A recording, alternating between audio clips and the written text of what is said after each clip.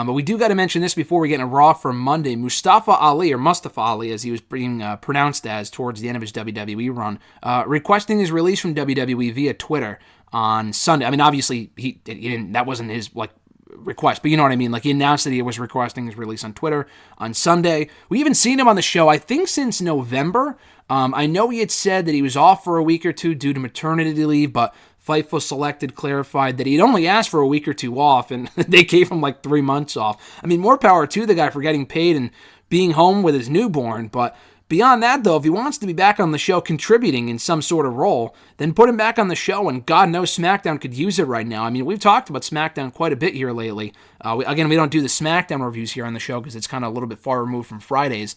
But, I've said a lot myself lately that SmackDown is struggling from a star standpoint, like Tony Storm quitting last month, Jeff Hardy getting fired about a month or two ago, Roman Reigns being out with COVID for only a week, but he's back now, Drew McIntyre being hurt currently, King Woods is out with an injury currently, Sasha Banks is out injured, and Mustafa Ali, not that it's a big blow to the SmackDown roster, it's not like he was in a top program on the show, like Tony Storm was before she left, or Jeff Hardy was before he got fired. But he's a guy I think that could have contributed a lot more. Could he have been a WWE champion? I don't know, and I don't want to say no because I say he could have because I feel like there was a decent chance they might have gone with Bryan and Ali at WrestleMania 35, and it could have been him in that spot instead. Would it have resonated as well as the Kofi moment? Probably not, because Kofi was there for 10 years, and it was just a totally different story.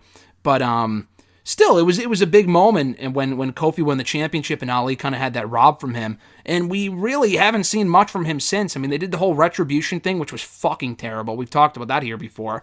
I was corrected yesterday when I had said that all Retribution members, aside from Dominik Dijakovic, were canned, except for Mace as well. I had forgotten, and I forgot he was even still on the roster, at least as of right now. But going back to Ali, I don't know. I just think the guy was a great wrestler, and I really think, again, could he have been a top-tier star on the show right now? Probably not, but I feel like he was a guy that they could have done a lot more with, especially right now on SmackDown, where they're really struggling in the mid-card and upper mid-card, and I don't know, especially as a babyface, I felt like he really could have been, had they built him up enough, a fun mini TV feud for a guy like Roman Reigns, so it is disappointing, far from surprising. I mean, we haven't seen the guy in the show really at all lately, even up until he had requested the paternity leave, rather. He was barely on the show. So, I don't know, I just thought that was a bummer, but I can't say I'm surprised to see him also request his release from WWE. I would assume it's going to be granted, it's just more a matter of when than if. But what are your thoughts on this situation?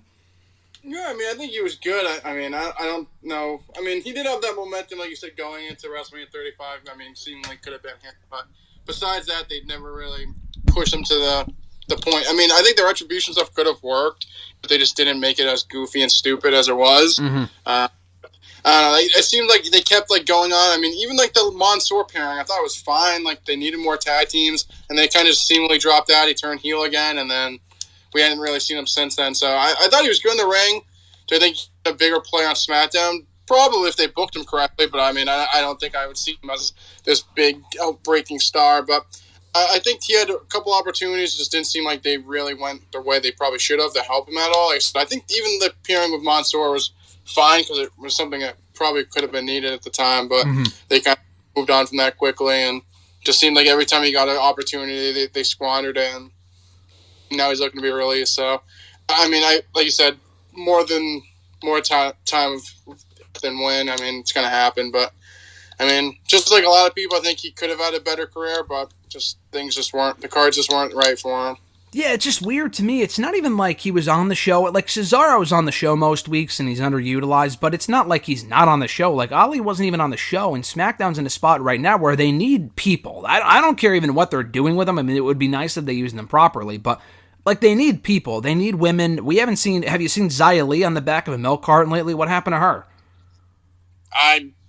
I thought she was on a show recently, but maybe she wasn't. I don't remember. At least in vignette form, maybe she was a few weeks ago. I haven't seen her lately, and they were pushing that pretty hard. And I like Xia Li, so that's weird that she hasn't been on the show. But it's just, I don't know. Like, they're doing the Cesaro and Sheamus and Ridge Holland stuff, and Ali could have been plugged in there somewhere. Ricochet is barely on the show. Like, they could have done the Ricochet Ali stuff again. I don't know, man. It's just weird to me. Like we never got the Kofi Ali feud they were doing about a year ago. Like they were doing New Day versus Retribution for about a month or two. We never actually got that Ali Kofi one-on-one match, and then they moved on. And that was it. And I think they had New Day going to WrestleMania for a Raw Tag Team title feud instead.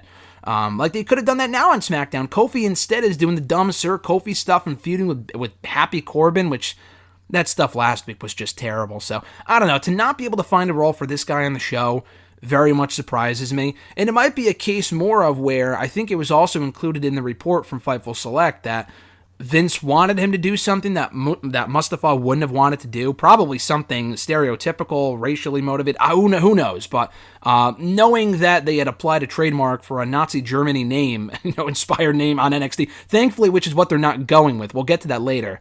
I can't say I'm too surprised by that. Also, given this company's track record.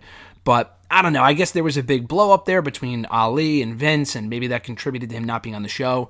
Who knows? But it's just a shame because I feel like they could have had, again, could he be a main eventer right now? Probably not, but at least be used on the show in some capacity. With as bare as the rosters are, they need as many people as they can get, and that just doesn't make a whole lot of sense to me. So hopefully he gets granted. If he wants out, hopefully they'll give it to him. What do you see the future holding for him? I feel like we say this with all the free agents, like, oh, Toni Storm requested a release. Could she go to AEW? Obviously, AEW is the obvious choice, but I feel like the guy's a great talent. You would think that AEW would make a spot on the roster for a guy like him. I just don't see any obvious spot for him right now on that show, unless they put him in stable X, Y, or Z.